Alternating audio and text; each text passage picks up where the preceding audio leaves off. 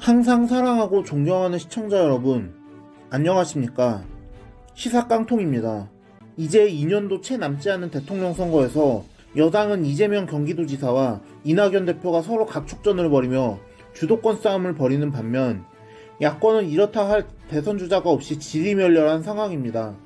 이에 오세훈 전 서울시장이 지난 22일 대선 주자 선언을 하며 원희룡 제주도지사, 유승민 전 의원, 홍준표 무소속 의원, 안철수 국민의당 대표 등에게 제안한 국가정상화 비상연대 회의체를 제안하고 안철수 대표 역시 현 정권의 행태를 비판하며 존재감을 키우는 등 야권 주자들 전체가 어떻게든 더 주목을 받기 위해서 노력은 하고 있지만 이들은 이미 지난 대선과 총선에서 여러 번 국민의 선택을 받은 바 있어 신선함이 부족하기 때문에 정권을 교체할 만큼의 확장과 성장은 기대하기 어렵다는 지적도 만만치 않습니다.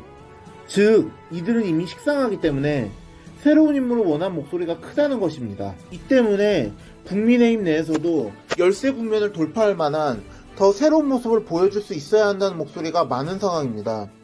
이는 김종인 국민의힘 비상대책위원장이 취임 초반부터 40대 기술론을 내세우며 신선한 얼굴을 강조해왔던 것과도 결이 맞아떨어집니다. 이렇게 어려운 상황에 야당에게도 한 줄기 희망의 빛이 들고 있는데 그것은 바로 윤석열 검찰총장입니다. 앞선 소식에서도 제가 언급한 대로 윤 총장은 지난 22일 국회 법제사법위원회의 국정감사에서 여당 의원들의 강압적이고 고압적인 태도에 맞서서 자신의 뜻을 꺾지 않으며 원칙과 소신을 지키는 모습을 보이면서 많은 국민들로 하여금 소위 사이다를 외치게 하고 있는데요. 이 때문에 국정감사 다음날 서울 서초동 대검찰청 청사로 윤 총장을 지지하는 시민들이 윤 총장 앞으로 보낸 화환이 줄을 잇는 등 그냥 가능성 차원에서 언급되기만 하던 수준이던 윤석열 대망론이 국정감사 이후 힘을 얻는 모양새입니다. 게다가 윤 총장은 임기를 마친 후 정치를 할 의향을 묻는 질문에 퇴임하고 나면 우리 사회와 국민을 위해 어떻게 봉사할지 그런 방법을 천천히 생각해보겠다고 말하면서 정치 전면에 나설 생각이 아주 없는 것은 아니란 듯한 뉘앙스의 발언을 했는데요. 이 때문에 전국에 이목이 쏠렸던 당시 국감장에서 여당 의원들과 난타전을 벌이는 와중에 나온 이 발언을 두고 일각에서는 정계 입문 가능성을 시사한 것으로 보고 있습니다. 실제로 검찰총장과의 임기는 2년인데 지난 2019년 7월 25일에 취임했던 윤 총장의 임기는 내년 7월 24일부로 만료가 됩니다. 말하자면 이제 윤 총장의 임기는 퇴임까지 약 9개월 정도 남은 셈인데 이 말은 시간이 촉박하긴 해도 윤 총장이 2022년 3월에 있을 대통령 선거에 출마할 가능성이 없지는 않다는 뜻입니다. 게다가 지금 윤 총장을 향해서 국민들이 열광하는 모습을 보면서 윤 총장도 말은 못해도 속으로는 여러 생각을 하고 있을 것이라고 보입니다. 특히 말씀드리면 기존 대권주자들께는 죄송하지만 아무래도 윤 총장에 비하면 좀 신선함이 부족한 건 어쩔 수 없어 보이긴 합니다.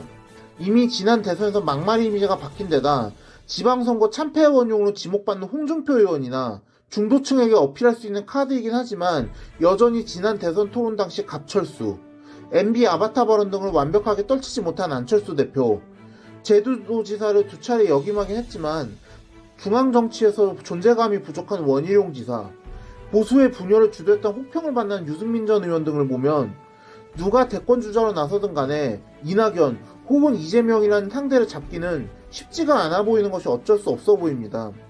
이런 상황에서 윤 총장에 사람들의 이목이 쏠리는 것은 어쩔 수가 없어 보이네요.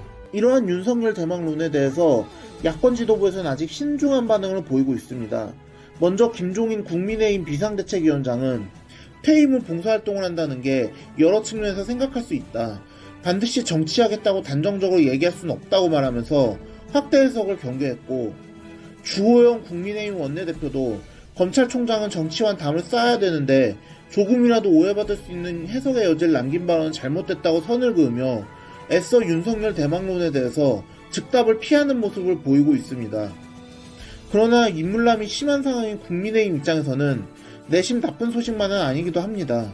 실제로 금태섭 전 의원이 민주당을 탈당할 때에도 국민의힘 쪽에서 내심 금의원에게 진감적으로 구애를 했던 것을 생각해보면 윤석열 총장이 실제로 임기를 마치고 국민의힘에 합류해서 대권주자 레이스에 합류한다면 국민의힘 입장에서는 그야말로 천군만마를 만난 것과 같은 상황이 될 것이기 때문입니다. 그렇기 때문에 야권 일부에서는 윤 총장이 대권주자로 거론되는 것을 환영하기도 합니다. 가장 핫한 새 인물을 포함해 인지도 높은 후보들이 경쟁하는 모습이 국민의 관심과 기대를 끌어올릴 수 있기 때문인데요. 이런 윤 총장을 의식해서였을까요? 지난 대선에서 자유한국당의 대통령 후보로 나서기도 했던 홍준표 의원은 오히려 윤 총장이 빨리 결단을 내릴 것을 촉구하기도 했습니다. 홍 의원은 윤 총장에게 상식에 어긋나는 장관의 수사지휘권 발동을 2차례나 수용하고도 대통령이 아직도 신임하고 있다는 것을 이유로 계속 총장을 하겠다는 것은 자가장착이다. 둘 다 물러나라.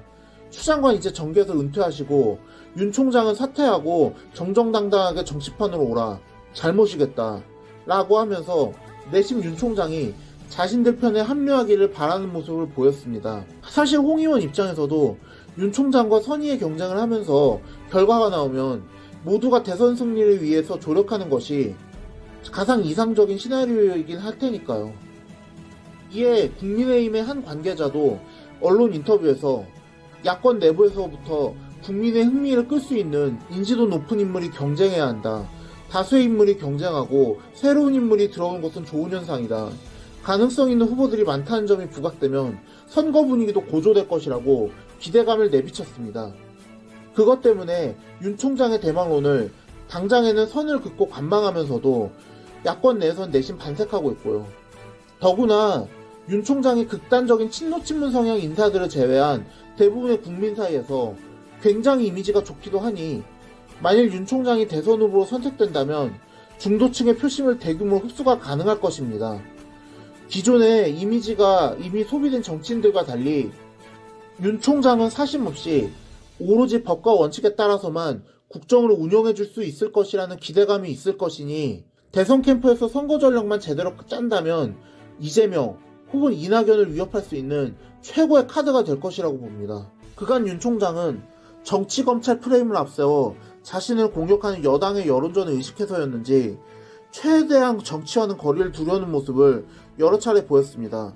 그러나 갈수록 야권을 중심으로 해서 윤 총장을 응원한 목소리가 커지고 나아가 대통령이 되길 바라는 국민이 생겨나는 것을 보면 아무래도 하늘이 윤 총장에게 정치적으로 나아가게 될 운명을 점지하신 것 같다는 생각도 듭니다. 결정은 윤 총장의 몫이겠지만 한 가지 확실한 것은 만일 윤 총장이 대통령이 된다면 그간 지금 정권에서 벌어졌던 온갖 범죄행위들만큼은 윤 총장이 자신의 대통령 임기 내에 최대한 정리하고 가려고 할 가능성이 높다는 것입니다. 오늘의 영상은 여기까지였습니다. 들어주셔서 감사합니다.